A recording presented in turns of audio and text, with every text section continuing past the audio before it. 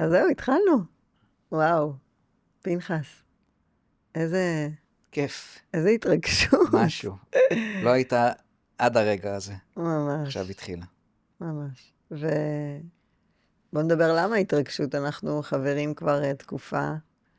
למדנו ביחד אה, את הטריינר NLP אצל יוסי קדמי, שאנחנו מאוד מעריצים.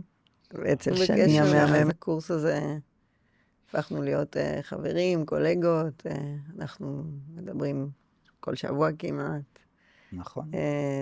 וכשהתחלתי לעשות את הפודקאסטים כזה, חשבנו, וואו, אולי נעשה גם אנחנו איזה פודקאסט משותף, שיאפשר ככה...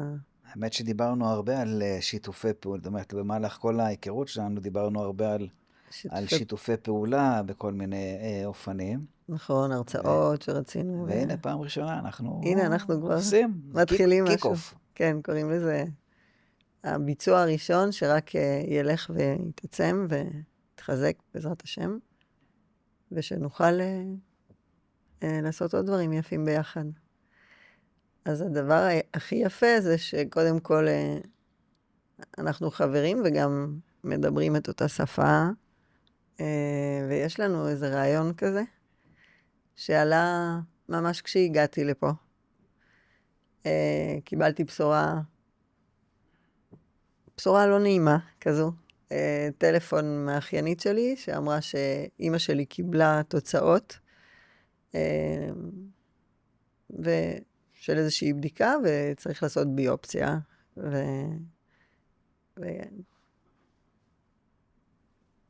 אוקיי. וקיבלתי את זה כזה בצורה של הצפה קלה כזו, של אופס, מה קורה עכשיו?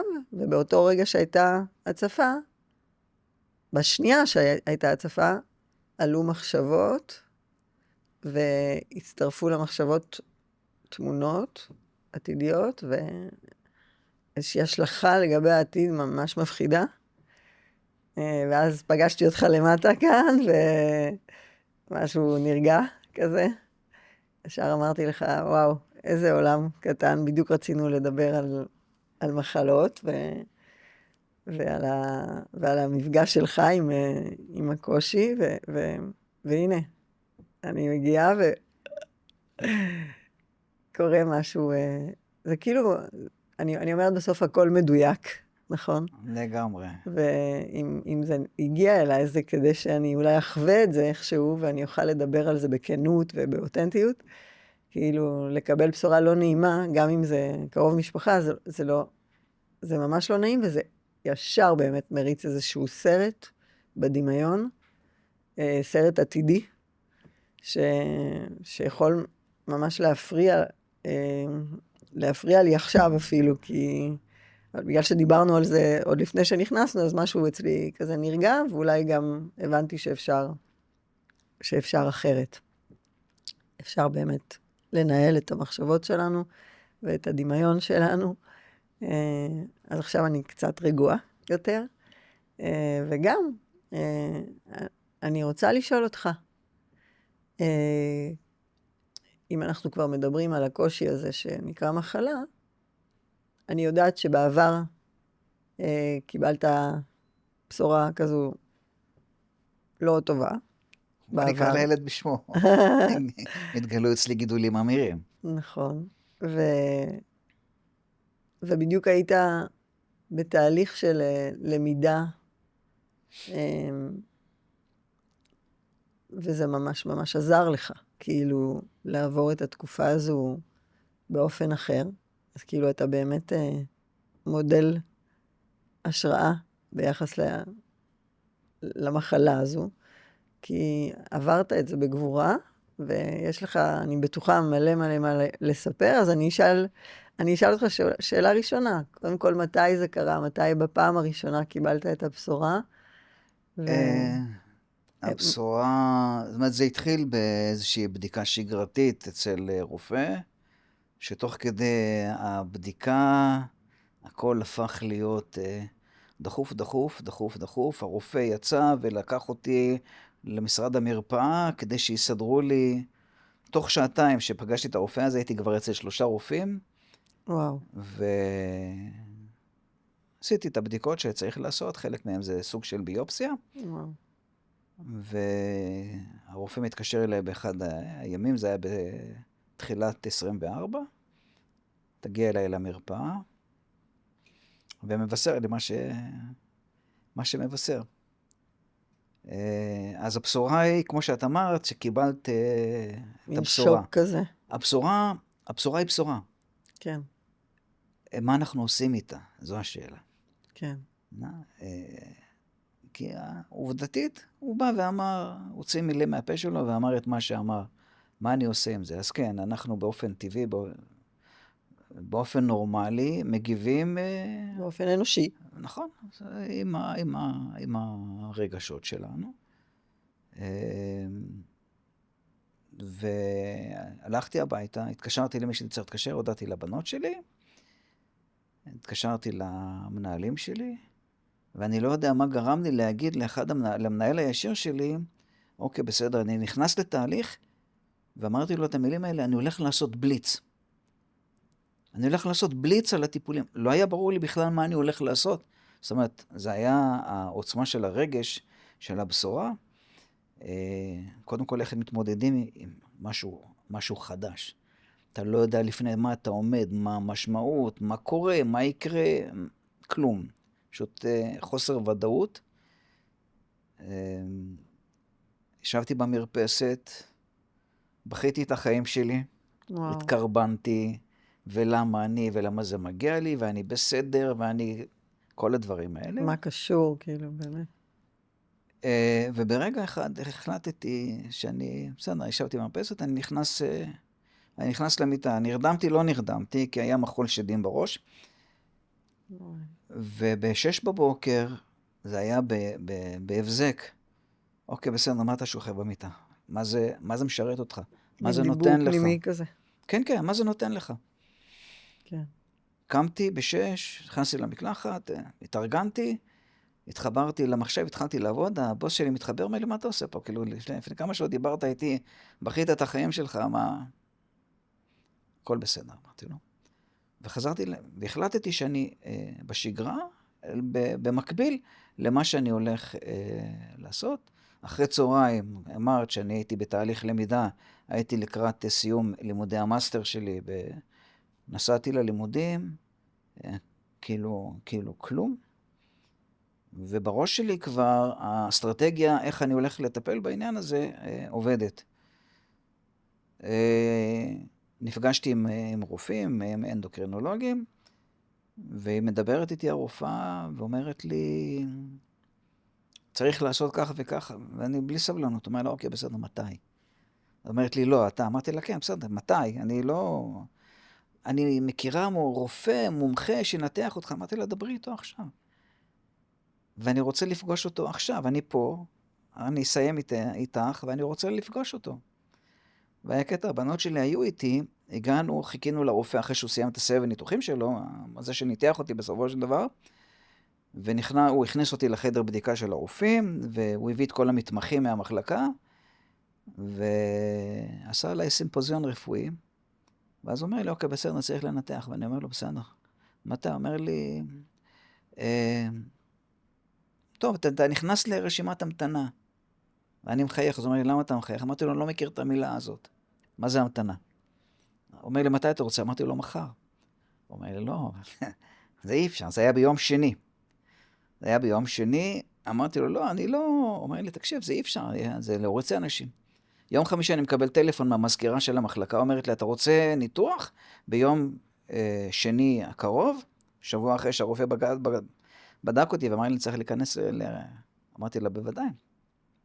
אז אומרת לי, אוקיי, בסדר, יום שני בשעה 8 בבוקר, אתה מנותח ראשון. עכשיו, אני עם החוסר סבלנות שלי, ורוצה להיות בוודאות, אמרתי לה, לא, אני אבוא ביום ראשון, אני אתאשפז ביום ראשון, כדי שביום שני בבוקר, אני אלך ומאז אני חושב איך אני לא יודע אם להגיד אפילו נאבק או נלחם בזה, כי ברגע שאתה נלחם במשהו, אתה מקבל שבעתיים ממנו. אוקיי, אז איך? החשיבה שלי הייתה חשיבה חיובית. אני הולך לחיות. בסדר, אז יש משהו, עד היום אני לא הרגשתי, אני לא מרגיש שזה משהו בתוכי. אוקיי, בסדר, גילו משהו, מבחינתי הוא לצידי. הוא לא משהו במהות שלי, הוא לא משהו משהו שאפשר להעיף אותו. וככה הלכתי לאורך כל הדרך. ונכנסתי לניתוח, ועברתי את הניתוח, והאשפוז, כל הזמן עם חשיבה חיובית, ולא לשקוע. שאלו אותי אם לא פחדתי. באחד ההזדמנויות הבת שלי שאלה אותי אם לא פחדתי. בוודאי שזה מפחיד. כן. כי סרטן זה לא, זה וואחד דבר, זו וואחד מילה מילה. מפחידה.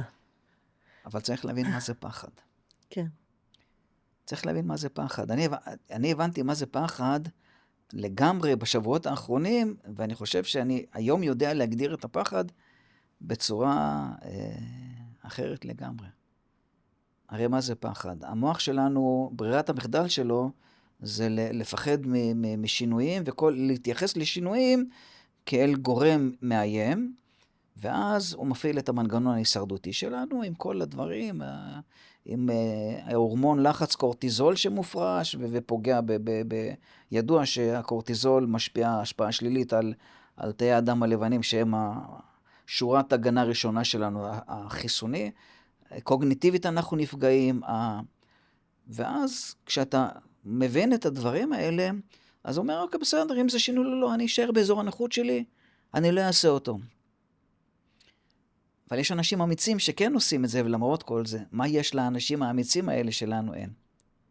האנשים האמיצים האלה, למרות הפחד, למרות המוח שאומר להם שברירת המחדל שלו זה להישאר באזור הנוחות, האנשים האמיצים האלה שואלים, מה אם? מה יש בשאלה הזאת, מה אם? מה יקרה? ואז הם מתחילים לדמיין. הם מתחילים לדמיין, ואז אנחנו יודעים שבתת מודע, אחד מחוקי התת מודע, הוא לא יודע להבדיל בין מציאות לדמיון. והאנשים האמיצים האלה שואלים את המים ומדמיינים את הסיטואציה החדשה. ועד כשהם באים, שוב, לקבל את ההחלטה, המוח אומר, את זה אני מכיר, זה לא משהו, זה לא שינוי כזה גדול, אני מכיר את זה. סבבה, אז אני הולך, וכך הם עושים את השינוי. כל הזמן מדברים שהפחד הוא משהו שקשור לעתיד, נכון, קשור לעתיד. אבל אם אתה מדמיין אותו ואתה משדר למוח, זה משהו שהוא מוכר, והוא לא חדש, זה לא שינוי שאתה הולך לעשות, לא מהווה איום קיומי, אז איך בעצם אתה אומר, הרי יש פחד ויש תמונות ישר שעולות, ואתה רואה את עצמך בניתוח, אז כאילו, אתה אומר בסוף יש דרך לנהל את הפחד הזה, או לראות משהו אחר כשאני חושב על העתיד. זאת אומרת, אני עכשיו מקבל בשורה טובה, בשורה לא נעימה, וישר עולים לי תמונות באופן אוטומטי, עולים לי תמונות לא יעילות לגבי העתיד, כאילו איזשהו דמיון כזה שמייצר דמיון, כאילו מקום כזה לא נעים ולא, שאני לא רוצה להיות בו, ואז אתה אומר, הדרך היעילה והכי נכונה, שאתה כנראה נקטת בה, זה להגיד, אוקיי, מתי יהיה הניתוח? נתת אפילו תוקף לניתוח, אני עכשיו עושה את הניתוח. אני מדמיין שגם ראית שאתה עובר את הניתוח, ושאתה יוצא בלי הדבר הזה, כן? אני חושבת שבסוף הניהול שלך והפעולות שעשית זה לתת תוקף לניתוח. אני עובר את הניתוח הרבה יותר מהר ממה שאתם חושבים. אני כבר אחרי. אני כבר יוצא מהניתוח, והכל שם תקין. כאילו, אני כבר רואה את עצמי אחרי כל הטיפולים האלה, וכל מה שאני אצטרך לעשות, ואני בוחר בחיים. אני רואה את עצמי חי, בריא. בדיוק. זה אמרת את המילה הנכונה, כי הבחירה היא שלנו. הבחירה שלנו, הרי אנחנו אלופים, אנחנו מביימים ומפיקים את הסרט של החיים שלנו, אנחנו. כן. וזאת בחירה באיזה סרט לבחור. אם סרט טוב, או סרט אימה. ואני בחרתי להפיק סרט טוב. כן. ועם זה הלכתי. ואני מכיר אנשים שמקבלים את הבשורה, ומשהו נכבה אצלם. זאת אומרת, זה שעון שמתחיל לספור לאחור, ממש. ממש ככה. כן. והגורל הוא בידיים שלנו. הגורל הוא לגמרי בידיים שלנו. כן. דיברנו על זה שדוקטור ג'וזף מרפי, נכון. והוא מדבר שם על הרבה, על כוחו של התת מודע. אז כמו שאמרתי לך, הוא מדמה את זה על התת מודע שלנו, זה ערוגה בגן, מה שתזרע זה מה שתקבל. והדבר שזכרתי, הכי הדהים אותי, זה שכוחו של התת מודע לרפא ולהתרפא ממחלות, והפוך גם כן לגרום לעצמך נזק. הוא נתן שם דוגמה על איזה אבא שהבת שלו חלתה, כן. והוא מספר שם שהאבא אמר, אני מוכן לתת את הזרוע שלי, העיקר שהבת שלי תבריא. אחרי חודשים הבת שלו הבריאה, וכמה חודשים אחרי הוא היה מעורב בתאונת דרכים, והיד שלו נקטעה. זאת אומרת, מה שאנחנו זורים בתת מודע, תת מודע, הרי אנחנו יודעים שהוא מנגנון על להגשמת מטרות או כל מיני דברים אז צריך לדעת מה אנחנו זורעים, ואיך אנחנו מטפחים את הערוגה הזאת. כן, אז זאת אומרת שבסוף תת מודע זה באמת משהו שאנחנו זורים בעתיד, אבל אני רוצה רגע לחזור לתת המודע מלכתחילה, כאילו. אוקיי. מתי נוצר תת מודע? באיזה גילאים תת המודע מתחיל להשפיע עלינו? וזכור לי מהלימודים שלנו שבאמת האזור שבו תת המודע מתחיל לפעול, כן? זה החל מגיל 7. זאת אומרת, מגיל 0 עד 7, כן? יוסי אומר, אנחנו תת מודע מהלכים. אנחנו תת מודע מהלך, ואנחנו מחליטים החלטות לגבי החיים שלנו, לגבי עצמנו, לגבי הסביבה שלנו. אנחנו מייצרים לנו כל מיני הרגלים והתנהגויות, ואותם מפת עולם, אותם דברים שאנחנו לוקחים, כאילו, אותה מזוודה הולכת איתנו, ורק מתעצמת כל החיים. אותה ערוגה שיצרנו במוח, כמו שאתה אמרת בחוץ, או שאני זורע בקוצים כשאני ילד, או שאני זורע ורדים, כן? ואותה ערוגה הולכת ורק משתפרת מיום ליום יותר ויותר, או לא משתפרת מעצמה, אנחנו חייבים לתחזק אותה. כן, כן, לא, אבל בסוף מה שאנחנו זורעים בתחילת הדרך, רק הולך ומתעצם. זאת אומרת שאם אנחנו זורעים את הורדים, אנחנו מצמיחים ורדים לאורך הדרך, ואם אנחנו, אמרת, באמת מחליטים החלטות לא יעילות, כן, ומייצרים ידיעות פנימיות לא יעילות, אנחנו הולכים עם אותם ידיעות ואותם קוצים, כן, כל הדרך, והקוצים האלה לא משתפרים, כאילו הם רק מתעצמים. אז נכון שתת המודע זה משהו שאנחנו מייצרים לגבי העתיד, אבל תת המודע זה גם בא מאיזושהי מחוללים ראשוניים, כן, מגרעין ראשוני שהיינו ילדים. אז אם היינו רגע מתייחסים למחלה, כן, והיינו מתייחסים למשל למחלה שלך, או למחלה של אמא, או למחלה של אבא שלי, כן, שהלך לעולמו, בעצם מחלה והתחושה שלה ומה שהיא מייצרת בגוף, יכול להיות נוצרה הרבה לפני אותו רגע שהיא מופיעה בגוף. לגמרי. כי בסוף המחלה היא איתות של עומס, כן? שהמוח משדר לגוף, ובעצם אומר, היי, מסר. עצור. מעבירים לנו מסר. עצור. יש פה משהו שזרעת, שהוא קוצני מדי. הוא לא טוב. תרפא רגע את תת המודע שלך, תעשה שם שינוי, ואז משהו יקרה במציאות שלך ובעתיד שלך. זאת אומרת שאם אנחנו לא ניגע במחולל, כן? אז יכול להיות שלא נוכל לייצר את העתיד הנפלא הזה, כן? אז בוא רגע נתמקד בילד שהיית, ובגינה שלך, כן? ותגיד, אותה מחלה, איפה היא הייתה? בצוואר. בצוואר. וככה דיברנו קצת לפני, אז אני קצת יודעת, מה זה אומר עבורך צוואר?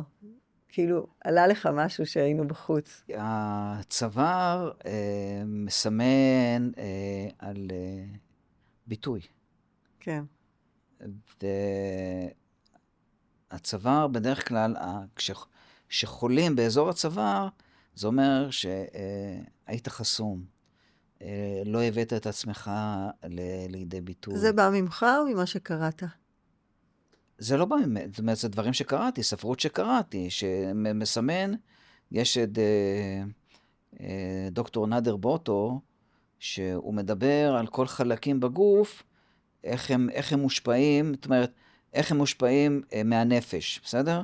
כן. אז הצוואר, כן, הצוואר מושפע מחסימה בכושר הביטוי, או בהתבטאות, או בן אדם במופנמות, וכאלה דברים. איך זה ספציפית פוגש אותך, פנחס? מה אתה רואה שם, כאילו, כשאתה מסתכל על הילד הקטן? אני יודע מי זה פנחס... הילד. הילד, בוודאי. פנחס הילד היה מאוד מופנם. מאוד מופנם. היה מאוד מופנם. נמנע מלדבר. לגמרי, לא רק שנמנע מלדבר, אני אתן דוגמה, בכיתות הראשונות בבית ספר יסודי, אני זוכר שקיבלנו שיעורי בית ללמוד בעל פה את שירת הים. כן. וכל אחד היה צריך לדקלם את זה בפני הכיתה. ואני ידעתי את זה בעל פה פיקס. כן. אבל כשהגעתי, המופנמות שלי פשוט השתתקתי.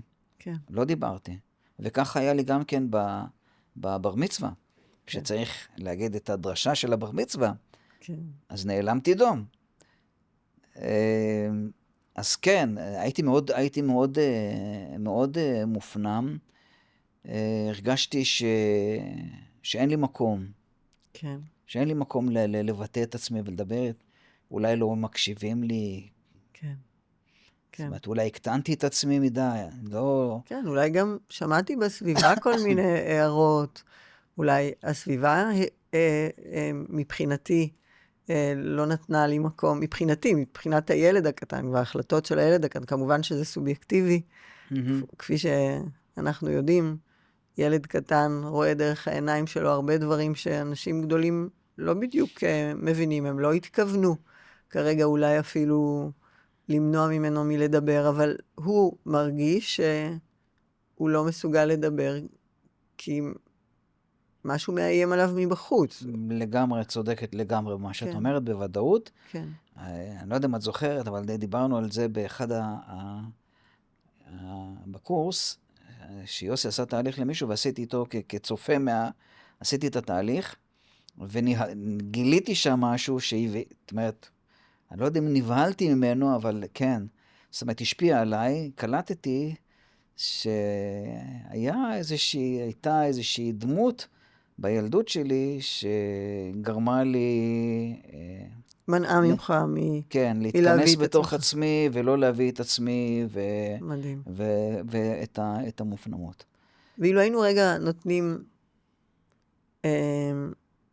סוג של הערה עם א', לאנשים שבאמת רוצים רגע להתמקד במחולל, בילד הפנימי הזה שיצר את המקום הזה, כאילו, מה הם הכלים שיכולים לאפשר באמת את הדיבור הזה, או את האישוש הזה של אותו ילד קטן שעכשיו נמנע מלדבר, או נמנע מלעלות לתורה, או נמנע מלהגיד את שירת הים, כן? אילו היית יכול עכשיו, כאילו, להכניס אותו פה לחדר שלנו, האם היה דרך אולי לתקן, אולי להגיד לו מי הוא באמת, אולי לעשות איזשהו תהליך, אתה יכול לדבר איתנו על איזשהו תהליך שבאמת הוא תהליך של ריפוי פנימי, של הילד הפנימי, שמאפשר באמת לעשות את ההיפוך הזה לגבי העתיד שלך? בטח, בטח. הרי דוקטור ריצ'רד בנדלר אמר שלעולם לא מאוחר לילדות מאושרת. זאת אומרת שאנחנו יכולים, את העבר אנחנו לא יכולים לשנות, כן, אבל את החוויה שלנו בנוגע לעבר אנחנו כן יכולים לשנות. כן, דיברת על כלים, נכון, בן אדם לבד לא יכול לעשות את זה, הוא צריך איזושהי עזרה של איש מקצוע, כדי להגיע לנקודת הזמן כן, ששם היה מחולל. כן, וברגע שהוא מגיע לנקודת הזמן הזו, מה שאני יודע, זה כהיום, כבוגר, לדבר אל הילד הקטן, ולהגיד לו, אני איתך, סמוך עליי. היום, במרומי הגיל שלי, עם הניסיון שלי, אני לוקח אותך, אני מלווה אותך, אני הבוגר האחראי שלך, ולך כן, איתי. כן, וכשהילד הקטן, הרי הילד הפנימי שלנו תמיד מניע אותנו הרבה, כן, וברגע שהילד הפנימי, הילד הקטן שנמצא בכל אחד מאיתנו, יודע שיש לו על מי לסמוך, ויודע שיש לו גב עם מי ללכת, אז זה ריפוי ממש. אז אתה אומר, אם אני מבינה נכון, שצריך אולי הנחיה של מישהו מבחוץ, שינחה אותך לכיוון הזה, כאילו להגיע לאיזשהו רגע ראשוני כזה, שבו הילד מחליט החלטה שהוא לא מדבר יותר, והוא חוסם את עצמו מלדבר, ובאותו רגע ראשוני אולי, שמישהו ינחה אותך לאושש אותו, לחבק אותו, לשאול אותו למה הוא זקוק, לתת לו מענה לקושי שלו, כי בעצם אתה בא מהעתיד, אתה האני הבוגר, שיודע שהדבר הזה הוא לא הגיוני. זה לא הגיוני שהוא חוסם את עצמו מלדבר, זה לא הגיוני, כי יש לו המון מה להביא לעולם, ואם אף אחד אף פעם לא העז לבוא ולומר לו את זה, אז אתה, הבוגר האחראי, הופך להיות האבא בדיוק. של אותו ילד, נכון. שנמנע מלדבר, ונותן לו את היכולת הזו, ואז בעצם מה שקורה זה שאתה אומר, אתה חוזר לאיזשהו מקום בהווה שהוא שונה לחלוטין, כי משהו במחולל, בילד הפנימי הזה, בערוגה הזו של הקוצים, משתחרר ופתאום נולדים ניצנים של ורדים, נכון. כן? כן. ואז משהו גם קורה בעבר, כאילו משהו משתנה בעבר, ובהכרח משהו בגרון נפתח, כן? והנה אנחנו בפודקאסט, ומשהו בגרון שלך נפתח, ואתה בא לידי ביטוי פה, ומביא את עצמך, ויכול להיות שאפילו זה חלק מהריפוי, כן? של הדבר הזה שקרה. חד משמעית. כן? לעמוד על הבמה, אתה זוכר? בקורס ולהעביר איזושהי הרצאונת כזו, ולהביא את פנחס לידי ביטוי, ולגלות את הדברים המדהימים האלה שיש לך לומר, כן? ושכולם מפרגנים ואומרים לך, וואו, זה היה נפלא, נכון? אז בעצם הריפוי הוא אכן נמצא שם, אבל אחרי זה צריך גם איכשהו, כן, לפעול ולהפוך את זה לפעולות יומיומיות שמאפשרות לי לבוא לידי ביטוי, ואז משהו משתחרר גם בגוף. ואתה אומר, ובהכרח, אם הגעתי למחולל, אני יכול לרפא אפילו מחלה. נכון. זה מטורף. זה מטורף לגמרי. דיברת על זה שאתה מגלה, זאת אומרת, הגילוי זה ידיעה. עכשיו, זה שאתה יודע שמישהו גרם או משהו, היה לך איזשהו מחולל, הידיעה לא עושה שינוי. זאת אומרת, השינוי צריך לבוא מבפנים, ואנחנו יודעים ששינוי מתרחש ברגע. כן. שנינו, כשאנחנו מדברים באותה שפה, אנחנו מכירים את הדימוי של הפרארי. נכון. זה שאני יודע, לא ישנה. עכשיו, העניין הוא שדיברנו קודם, שאנחנו מגיעים למחולל, כל אחד מאיתנו אפילו לא יודע בדיוק מתי נקודת ההתחלה. הוא לא יודע אפילו איפה הנקודה ששם היה המחולל. האם זה חשוב? בוודאי, התת מודע יודע לקחת אותנו לנקודה הזאת. לנקודה הראשונית. לנקודה הראשונית, לפעמים אנחנו חושבים שאנחנו יודעים איפה הנקודה הראשונית, אבל מסתבר שהיא הרבה קודם. כן. יש אנשים שהגיעו עד הרחם. כן, ואפילו לפני. ולפני. אז אם אנחנו חושבים שאנחנו יודעים איפה הנקודה הראשונית, לא, התת מודע יודע לקחת אותנו בדיוק לנקודה הראשונית. ולכן כאילו לזרוק את הראש, כרגע לא להתחיל לחפש בראש מתי הייתה הנקודה הראשונית, אלא לתת לתת המודע, לתת לתת המודע, זה בעצם לתת לדמיון שלנו, להניע אותנו באופן לא מודע, לאן שהוא אמור... למקומות הנקיים. בדיוק. לאן שהוא אמור להוביל אותנו. פעם שמעתי את יוסי קדמי אומר, טאבולה ראסה, קחו את הראש שלכם, תזרקו אותו לפח. הוא כרגע לא מעניין. אנחנו לא עובדים על המודע. אנחנו עובדים על תת מודע, ותת מודע זה להוביל אותנו כאילו, ולתת, וזה לא משנה מה יעלה. כאילו, מה שעולה מבורך, כן? תן לתת המודע שלך להוביל אותך בדיוק לרגע הראשון. וזה מדהים, כן. וזה מדהים כמה שזה עובד.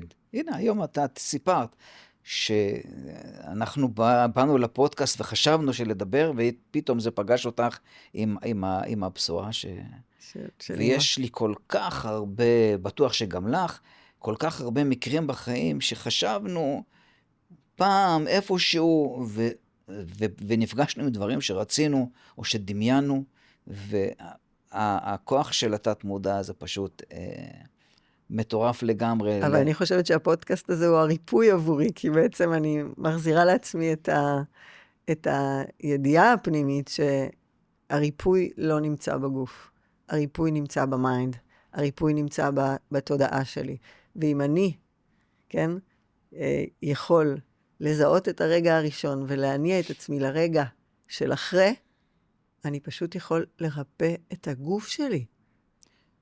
נכון, זאת אומרת, הריפוי לא שהוא לא נמצא בגוף, הוא נמצא רק במיינד. הרי אנחנו יודעים שיש חיבור של גוף ונפש. בסדר? עכשיו, ככל שאתה עובד על הנפש שלך, היא יודעת להשפיע על הגוף. נתתי את הדוגמה קודם על הורמון הלחץ, על הקורטיזול. בסדר, מדברים על מופרש קורטיזול, ואומרים שכשאתה פועל בתוך מימוד של הישרדות, מערכת החיסונית שלך נפגעת.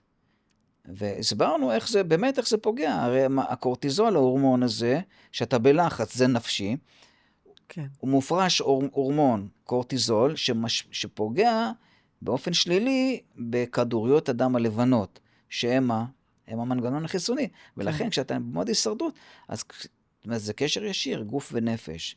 כן. אם הנפש שלך, לא סתם אמרו, נפש בריאה בגוף בריא. ממש. אז נכון, זה חייב להיות הקשר הזה בין הנפש לגוף.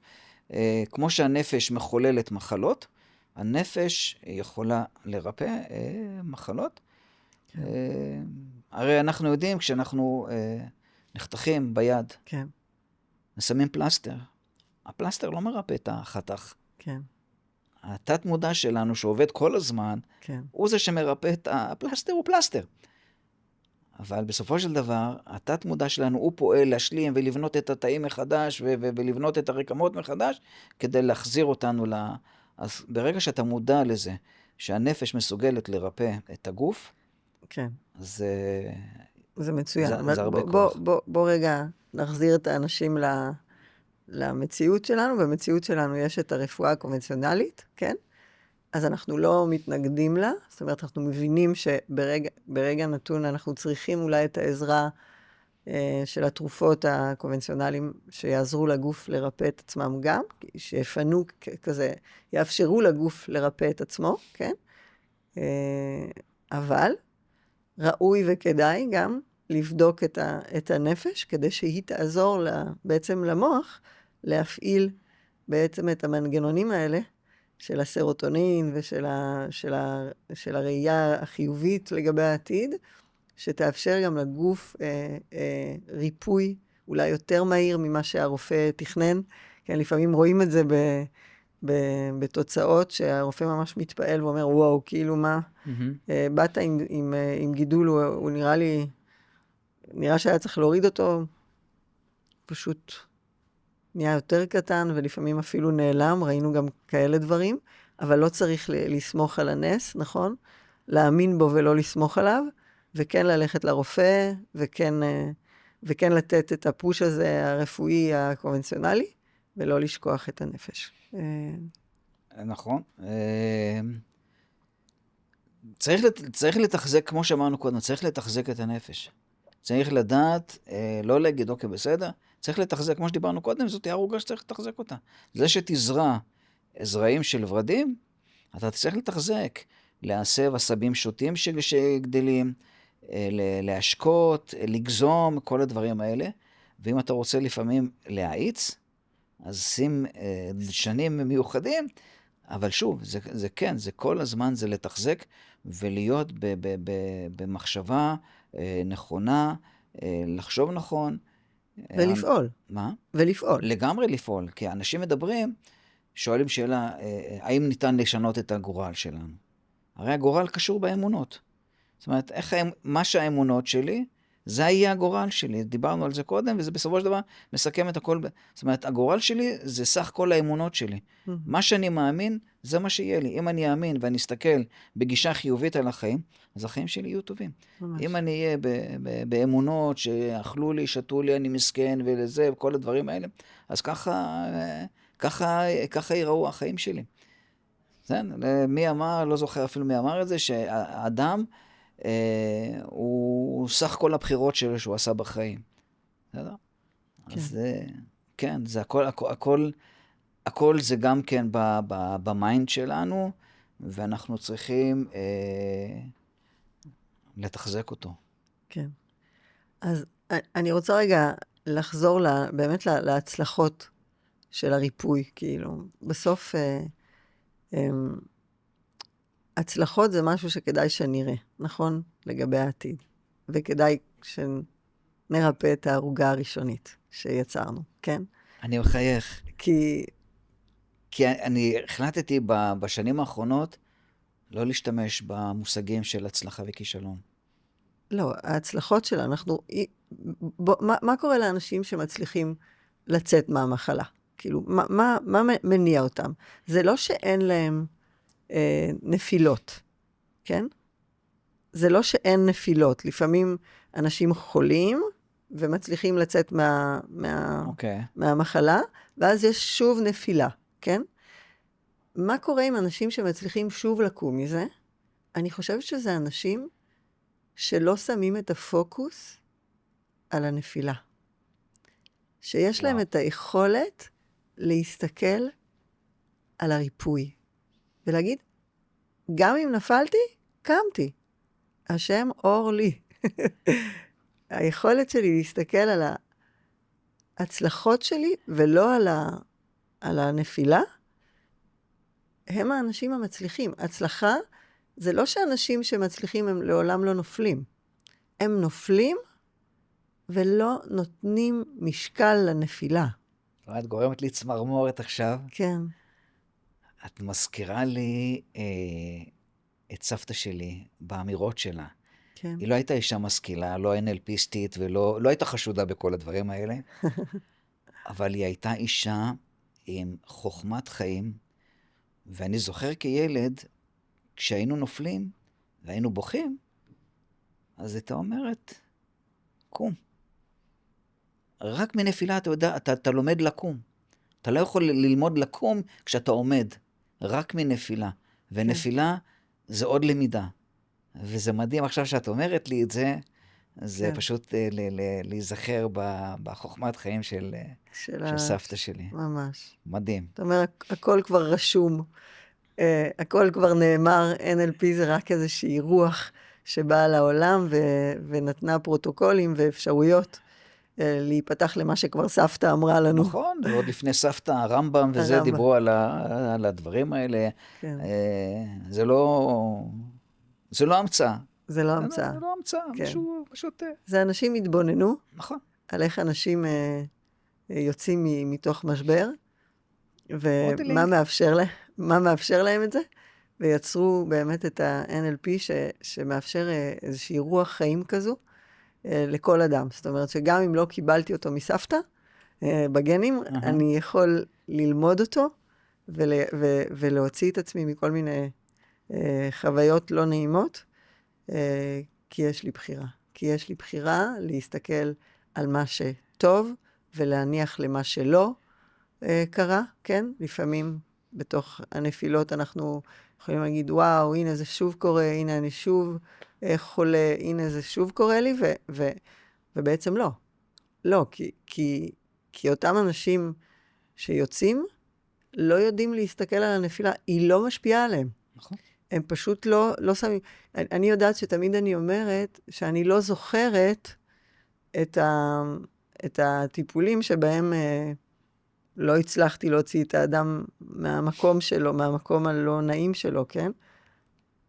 כי אני כזו, כי אני רואה רק הצלחות. אני לא זוכרת איפה לא הצלחתי, כאילו. אני שמה את הפוקוס על מה שכן, וזוכרת רק את הריפוי ואת ההצלחות של האנשים שיצאו מתוך מקומות קשים, שזה בעצם שריר, נכון? זה שריר של המוח, היכולת שלנו להסתכל על העולם בעין ימין, ולראות את הדברים הטובים שקורים לנו, ולהניח למה שעוד לא קרה לנו שהיינו רוצים שיקרה, זה מיומנות ושריר שאנחנו מפתחים, וכל אחד יכול לפתח את השריר הזה, כי זה שריר, זה רוח החיים, כאילו, ככה מייצרים חיים טובים, נכון? נכון. אני אומר דבר כזה, דיברנו על זה שהאמונות זה בסך הכל, כשבן אדם הופך את האמונה שלו לידיעה, אז זה הרבה יותר קל לו להתמודד עם הנפילות כל פעם מחדש. הרי לא נשלה את האנשים, או נשלה את כולם, שאוקיי, בסדר, החלטת בחירה חופשית, בחירה חיובית, ואז הכל לוי דווי, הכל ורוד. לא. החיים, כמו שאנחנו יודעים, חיים זה כמו רכבת הרים בלונה פארק. תנודות. יש פעם למעלה, יש פעם למטה, אבל ברגע שאתה יודע שאתה למטה כדי לעלות למעלה, אז זה נותן לך את הכוח להתמודד עם הכל, וזה הכוח של האנשים האלה שמחזיקים את עצמם, ומתחזיקים את עצמם, ולא נשארים, אוקיי, בסדר, עכשיו נפלתי, אז אני לא קם, כי אני עכשיו בזה. העניין, אני גיליתי על עצמי, שבתחתית התהום, כשאתה נמצא בתחתית התהום, והגעתי לתחתית התהום, אתה מגלה את העצומות נפש שיש בך, שלא ידעת בכלל שהם קיימים. כן. לא ידעת, ואתה מבין שיש לך את העצומות האלה, אז אתה מהר מנער את עצמך מהאבק שנפלת, כן.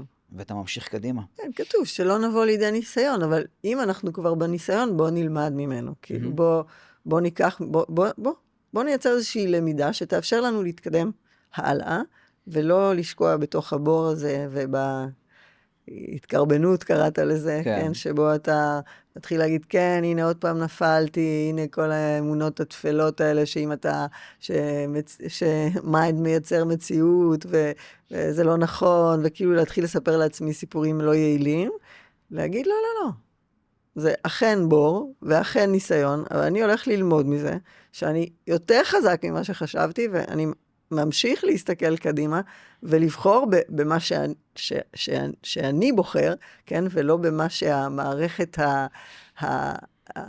הלימבית שלי, המערכת ההישרדותית שלי, מייצרת עכשיו ומושכת אותי עם הקורטיזול וזה פנימה לתוך הבור, אלא אני בוחר לייצר סרוטונין במוח, לראות שאני יוצא מזה, שהתמונה העתידית שלי הוא אותו בן אדם בן 80, שיושב עם כל לא נכדים, עם הנינים שלו סביבו, ונהנה מהדרך, ואומר, וואו, איזה חיים נפלאים ונהדרים היו לי, וכמה דברים אני יכול לשלוח עכשיו לפנחס בהווה, כדי שידע מי הוא באמת, ויתחיל לפעול לכיוון שלי, כי הוא ראוי למקום הזה, וכדאי שהוא יגיע אליו מהר. בזמן ובקצב שלו, אבל שיגיע. בשורה, יש שיר של ארז לב-ארי, שהוא אומר, מה שמפחיד זה לא מוות, מפחיד יותר לא לחיות. ממש. אוקיי? עכשיו, גם ההתמודדויות וגם הקטע הזה שאנחנו נמצאים, זה לחיות. זה לחיות ולהבין שזה החיים. זה החיים, זה עליות וירידות, אנחנו יודעים מה זה פס במוניטור. כן, כן. זה בדיוק מתקשר לכל מה שדיברנו. פשוט כן. וואו. מדהים. מדהים. אז אנחנו לקראת סיום. כן? אז אני רוצה, קודם כל, לעשות סוג של אולי סיכום של מה שנאמר פה. אנחנו לא רופאים, נכון, פנחס? לא מתיימרים גם להיות. ולא מתיימרים להיות רופאים. אבל מתוך ניסוי וטעייה, עם המון אנשים שפגשנו, אנחנו רואים שכדאי וראוי שהאדם ישים לב למחשבותיו והיכן הן מונחות, ויבין שהוא היצרן שלהם, וברגע שהוא יודע שהוא היצרן שלהם, יש לו בחירה. בחירה לרפא את העבר שלו, את ההתניות מהעבר שלו, את המזוודה והערוגה שהוא לקח מהעבר שלו, ויכולת לבחור באיזשהו עתיד שיהיה הכי יעיל עבורו, ושהוא ראוי לו, כן? ועדיין שילך לרופא, ויקבל את התרופות שיעזרו למוח לייצר את ההורמונים הטובים, כן? את הסרוטונין, את האוקסיטוקסין, שיאפשרו לו לחיות חיים טובים ולרפא את הגוף.